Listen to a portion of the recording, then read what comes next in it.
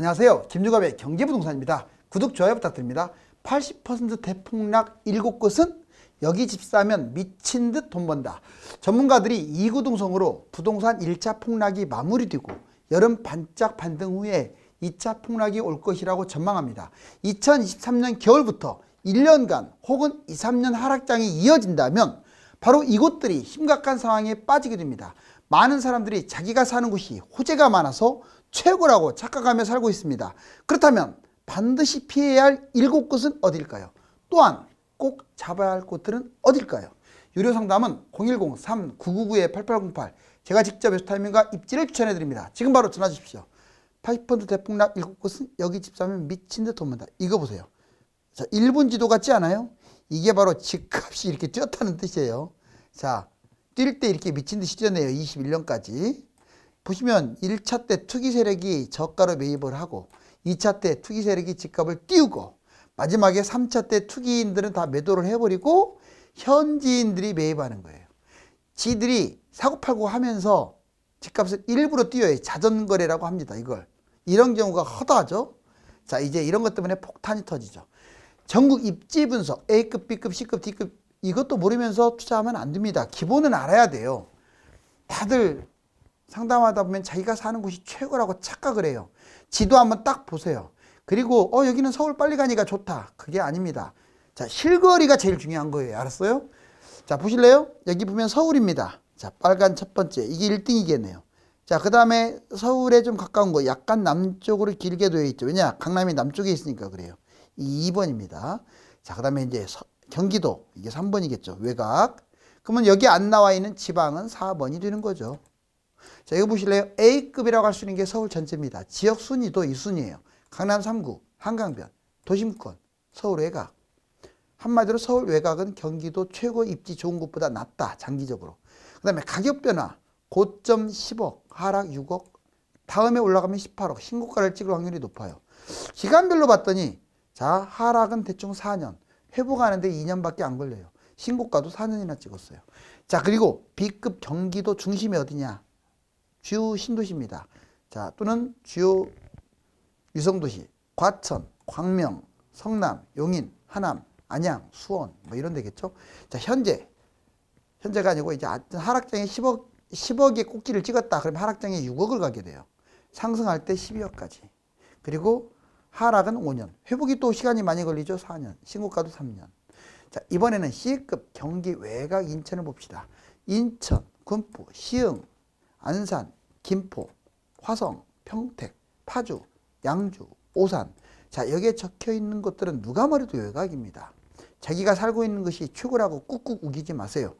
자, 10억짜리가 하락 6억을 하게 되면 잘해야 본전치기입니다. 벌써 여기하고 좀씩 달라지죠. 신고가를 찍는다는 것은 입지가 좋아지는 곳들이 신고가를 찍는 거지 아무나 신고가를 찍는 게 아니에요. 자, D급은 광역시 지방. 물론 여기도 나눌 수가 있어요. 자, B, C보다 좋은 D도 있으니까. 하지만 평균적으로 자, 세종, 대전, 부산, 대구, 울산, 기타 등등 10억짜리가 하락 6억을 하게 되면 상승할 때 8억밖에 못 가는 곳들이 수두룩 갈 거예요. 이제 본전도 회복 못하죠. 자, 하락 7년, 회복이 무려 6년 걸리고 신고가는 겨우 찍을락 말락. 자, 이거 보시면요, 여러분들이 이제 알 수 있는 게 입지 선택이 얼마나 중요한지를 알 수 있어요. 자, 그러면 대망의 7위부터. 자, 7위가 그나마 좀 낫고 1위는 진짜 안 좋은 거예요. 숫자가 높을수록 최악입니다. 그럼 7번째로 안 좋은 게 뭐냐? 상투장에 똘똘한 아파트가 가장 위험하다. 왜 그럴까요? 가장 많이 빠지니까, 떨어지니까. 예를 들어 봅시다. 개포동 개포중 7단지 34평이 2007년에 13억 8천이었는데 2013년 떨어질 때 7억 5천. 반토막 났네요. 그런데 역삼동 경남 아파트라고 조그마한 세대수가 적은 아파트는 2007년 5억 6천이 2013년 5억 4천. 거기서 거기네요. 그렇다고 경남 아파트가 좋다는 얘기는 아니지만 똘똘한 게 폭락장에는 많이 빠진다는 걸 보여주는 예예요. 세대수 많고 똘똘한 입지가. 자, 부동산은 상투장이 가장 위험합니다. 하락장에는 강남권 고가 아파트가 폭락한다. 만일에 이번에 2차 하락 없이 그냥 올라가 버리면 강남이나 용산이나 한강변이 수혜 지역이 될 겁니다. 그렇지만 혹시라도 2차 폭락이 이어진다면 그거는 가장 큰 피해를 볼 곳은 비싼 곳들과 강남입니다. 여기 보시면 투자든 실거주든 지금과 같은 비싼 아파트 상투장, 자 상투장은 피하시고 이런 것들은 하락장에 잡자. 상승장에는 거래도 없고 10에서 20% 시세가 높은 호가 매물을 잡아야 하므로 더 조심해야 하는 거예요. 거꾸로 하락장에는 오히려 이 제일 싼 매물보다 더 낮은 매물로 잡으니까 좋겠네요. 자, 8년간 2배에서 4배 오른 아파트를 매수하게 되면요. 조금 뛰고 이번에 얼마나 많이 폭락했는지 그 하락폭을 경험했잖아요. 여러분들이. 산이 높으면 골이 깊다. 가격이 많이 오른 부동산일수록 하락폭이 크다. 자, 강남 아파트, 한강의 고가 아파트가 이번에 제일 많이 빠진 건 맞잖아요. 세종시도 너무 많이 뛰었기 때문에 많이 떨어진 거고 대구도 미친 듯이 올라서 떨어진 거죠. 자, 이제 6위입니다. 6위는 제1 외곽 순환고속도로 바깥쪽은 좀 위험한 경향이 있어요. 자, 예를 들어 봅시다. 서울 기준으로 자, 의정부, 덕양, 고양시 덕양구, 그다음에 구리, 남양주, 하남, 성남, 용인, 의왕, 안양, 산본, 부천. 자, 지금 적혀있는 이곳들은 그나마 서울에서 인접한 곳이에요. 이 안쪽을 잡으시라고 웬만하면. 제1 외곽순환고속도로 안쪽을 잡아라. 강남, 한강, 도심권 우선에 서울 외곽과 강남 성향의 경기도를 차선으로 잡아라. 즉 뭔 말이냐. 서울 중심으로 먼저 잡고 그 다음에 차선으로 이 1외곽 순환고속도로 안쪽을 잡아라. 그리고 같은 값이면 재건축, 뉴타운, 재개발, 리모델링 기대주에 집중한다. 이것도요. 속도가 빠른 걸 말하는 거지. 이제 뭐 추진하는 것들은 의미도 없어요. 그 다음에 강남, 서울, 실거리가 먼 곳은 투자로 부적격입니다. 그렇죠? 서울에서 먼 곳들은 별로잖아요. 그리고 강남, 서울, 실거리가 멀더라도 GTX, SRT 이런 것들이 있는 곳들은 상대적으로 좋겠죠. 왜? 교통으로 빨리 가니까. 자, 이제 5위입니다. 자, 점점 중요해지고 있어요. 그리고 점점 순위가 높을수록 안 좋은 겁니다. 서울에서 교통 접근성이 먼 아파트는 좋지가 않아요. 전철 있다고 좋은 게 아닙니다. 경기도가. 전철 있으면 뭐예요? 거북이 전철인데. 즉 교통으로 빨리 가야 돼요. 서울까지. 자, 여기 보시면 진짜 GTX 노선이 쭉 있죠. 그리고 여기 동그라미 여기에 트라이앵글도 있네요. 청량리, 서울역, 삼성, 강남 삼성이 더블 GTX 역세권이네요.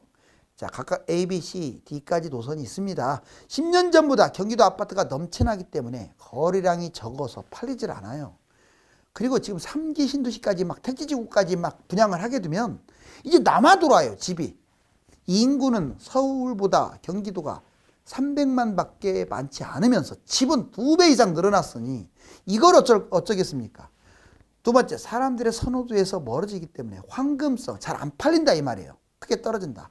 하락장에 매도가 되지 않아 유망지역 바닥 시세 갈아타기가 쉽지가 않아요.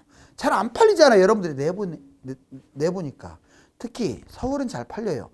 비싸게 내놔서 안 팔리는 거지. 경기도는 잘 안 팔리잖아요. 지방은 더 그렇지 않아요? 그만큼 안 팔리는 아파트, 안 팔리는 지역은 안 좋다는 거예요. 역세권도 강남 접근이 멀면 안 좋습니다. 이제 여기가 가깝다 멀다 이건 중요하지도 않아요.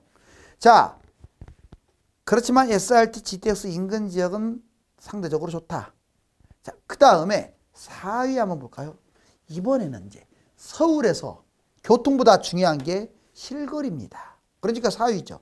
그런데 실거리가 먼 지역은 일단 피하세요. 설령 전철이 들어와도. 보세요. 자, 이 지금 빨간 네모 박스를 보세요. 이게 경기도인데 바로 최소한 이 안으로 들어가야 합니다. 약간 남쪽으로 길게. 왜? 서울만 기준으로 잡지 말고 강남도 있으니까. 자, 미래 집값은 서울과 강남 중심으로 재편됩니다. 그래서 서울에서 거리가 멀면 심리적으로 거리량도 줄면서 상승 탄력이 어려워요. 왜 인천이 폭락했을까요? 폭망했을까요? 서울에서 멀기 때문에 폭망한 거예요. 그리고 왜 파주, 양주, 특히 막 외곽의 신도시들이 망했을까요? 서울에서 멀기 때문에 그래요. 그건 그냥 답입니다. 답. 자, 그 다음에 서울에서 거리가 멀면 심리적으로 거리량이 줄면서 상승 탄력도 어려워요.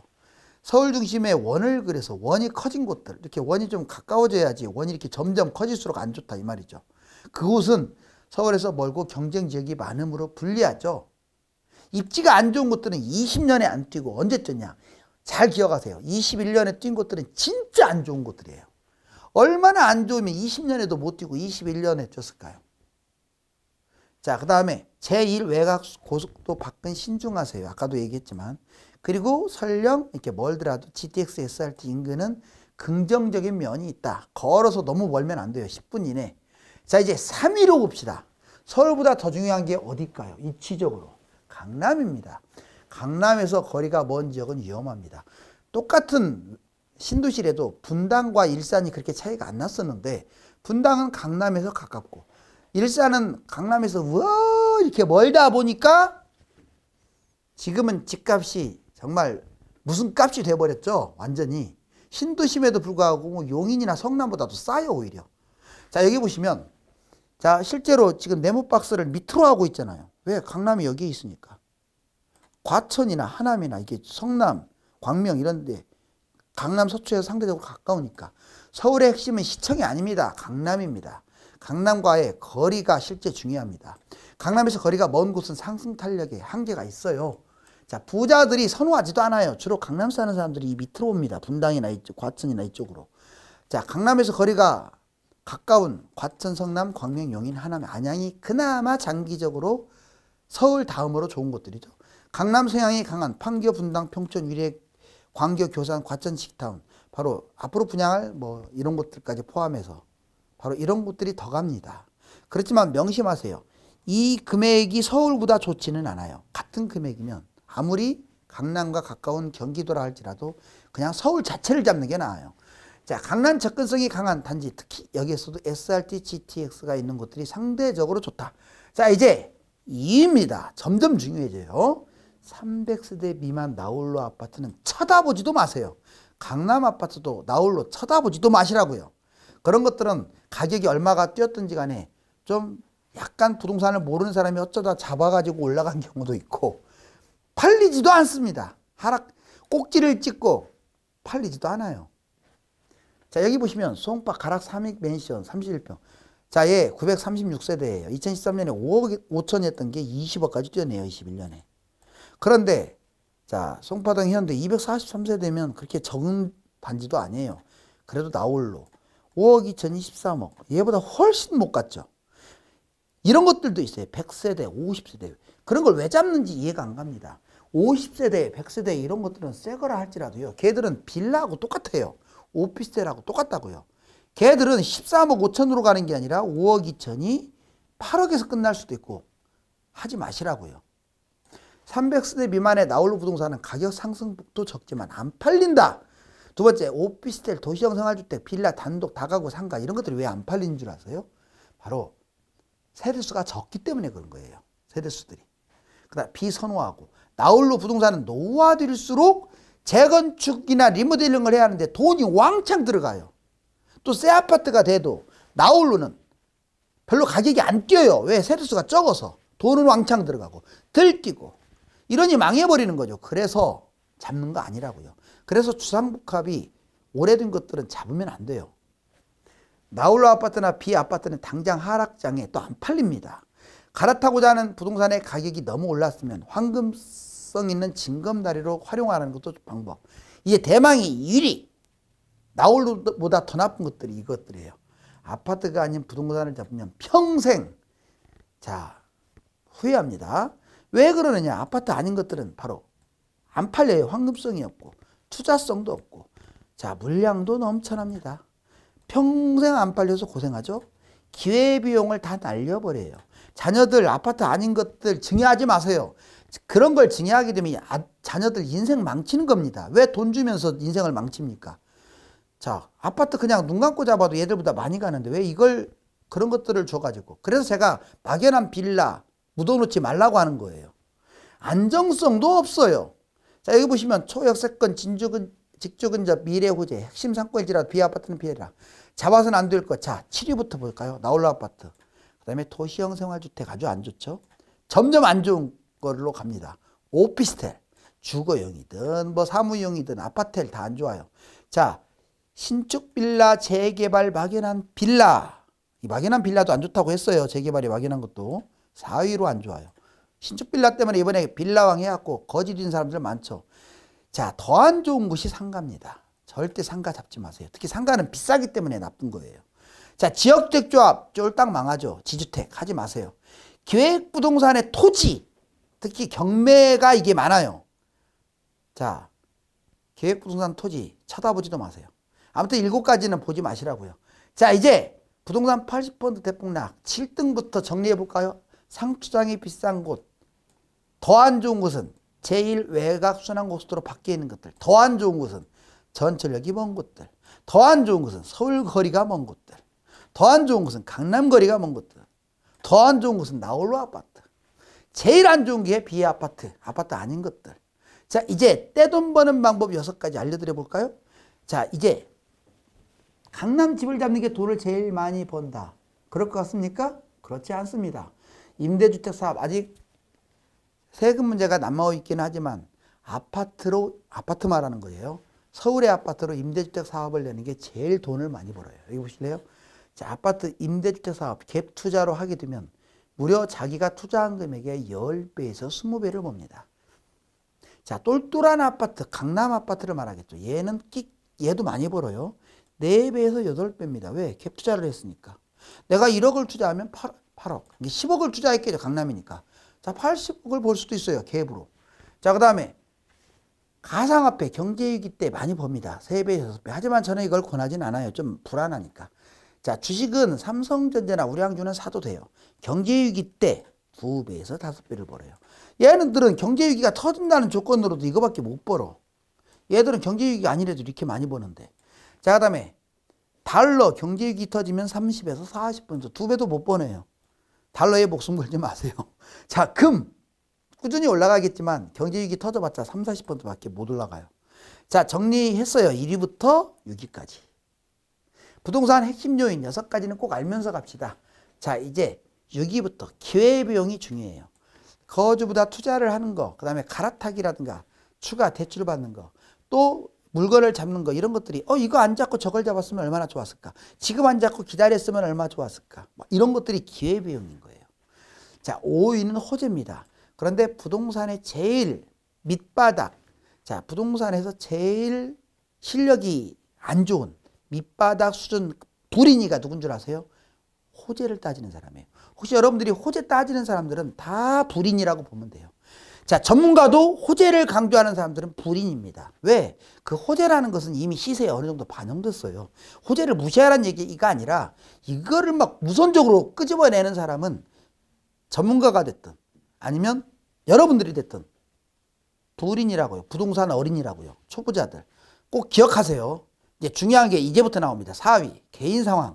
갭투를 하냐, 빅투하냐, 실거주하냐, 자본금, 연봉, 저축, 활용. 이게 호재보다 더 중요한 거예요. 그럼 3위는 뭔 줄 아세요? 물건입니다. 내가 뭘 잡을 거냐, 대단지냐, 교통이냐, 또 주택이냐, 비주택이냐, 아파트가 아니냐, 아파트냐, 이거 아파트 잡으라고 제가 얘기했잖아요. 그 다음에 2등입니다. 입지가 1등이 아니에요. 2등이에요. 자본금보다 상급지를 잡아야 돼요.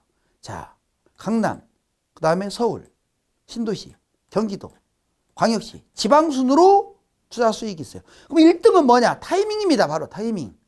6가지 중에서 가장 중요해요. 지금부터 5년간 판단. 자, 이렇게 중요한 게 많은데 제발 부탁이니까 제가 왜 호재 얘기를 꺼내냐면 열에 9명이 여기 뭐 생기니까 뭐 이런 얘기를 해요. 제발 그러지 맙시다. 자, 이제 레이더망에 지금 막 레이더가 돌아가고 있습니다. 자, 위기가 진정된 걸까요? 위기가 확대된 걸까요? 금수저와 흑수저는 있지만 궁극적으로 누구에게나 기회는 똑같이 주어집니다. 어떤 사람은 위기를 기회로 삼아 미친 듯이 돈을 벌지만 어떤 사람은 위기를 맞아서 주저앉고 맙니다. 감사합니다.